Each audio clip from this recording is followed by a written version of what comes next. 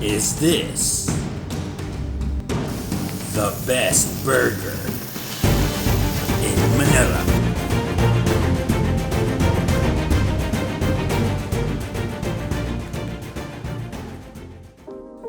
Okay, my wife and daughter say my burgers are the best in Manila.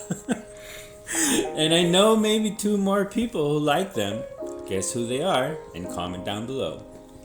Seriously though, I love to cook burgers, and because it's summer, I wanted to try cooking my burger in this beautiful custom made barbecue grill. And while I'm having my little BBQ session, I wanted to do another story time on how you can make a business out of your passion for food. I love food, I love to cook, but I am not a chef. And being a chef is not the only way you can transform your love for food into a profession or a business. You can combine your expertise or your skill with your love for food. For example, you can be a food photographer. Did you know that there are photographers who have made an entire career solely on taking photos of food? Yep. I work with a lot of food photographers in my restaurant consultant job, and most of them are from different fields. Some were architects, some were tech guys, some were even past chefs and they decided to become photographers. Another way to earn money from food is being a food writer. If you're great at writing and you have the skill to describe tastes, flavors, smells in a very powerful way, you can definitely become a food writer, and you can get freelance jobs to write for food magazines, websites, or you can even start your own food blog. You can also start your own restaurant even if you're not a chef. All you need is passion for food. Yep, most of my clients are not chefs, but they put up their own restaurants because they dream of having their own place that serves all of their favorite food. Because guess what? You can always hire a great chef or a great cook to run the kitchen side. And you can even just run the business side of it instead. Isn't that awesome?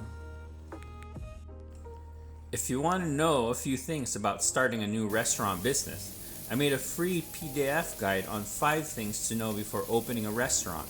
It's totally free, and you can just email me to request for the guide.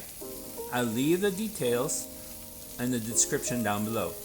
So if you're trying to find a new ways to earn money or start a new business and you love food, think of the ways you can leverage on your love for food and your current skills. Okay, let's go back to my barbecue. So what we have here, this is my custom barbecue parrilla grill. I was having a hell of a hard time looking for the right barbecue to buy here in Manila. So I decided to just make my own. It was inspired by a South American grill when they do a lot of outdoor cooking, so might as well try and make one here. What we have here is custom cast iron grates. It's perfect for searing beef and seafoods and anything really. So I decided to just try out. This is the first time really cooking burgers onto this grill. I did 2 versions. We have the griddle side and then the grill side. I just wanted to see how they would turn out. The difference in taste is easier to cook on one or the other. The verdict, I think they're pretty much the same. It's easier to work with a griddle, but the grill side, it's definitely more smoky. It's a more charred, and but it's just a little bit more on the technical side, kind of hard to play with.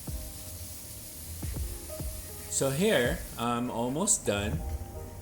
I actually wanted to try out cooking on a griddle and tried an egg on here.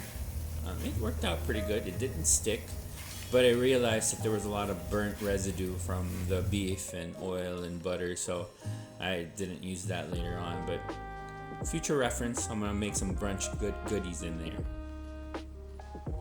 Well, those are my patties. Usually I don't get too I don't just necessarily nerd out on my patties. I just get ground beef. Sometimes I do the 80-20 rule, but this time around just stuck with the regular beef patties. I got my buns, my brioche buns from a local supplier. It's a brioche buns, and dipping it in some beef fat and butter so that you get that nice crust on the inside, so when you put down your sauces and beef, it doesn't get all soggy. Just toast it so that it's kind of crust to it. Don't burn it. I mean, it's not a big deal, but just enough that it's hard and crusty. What we have here is my special secret sauce. It's a little bit of tangy, it's tart, it's sweet. And of course, you gotta say hi to your little sous chefs. So that's it. What do you guys think about my burger? What are you guys barbecuing this summer? Don't forget, I have a free guide on things to know before you open up a restaurant. And I can email it to you. Subscribe if you like what you see. See ya!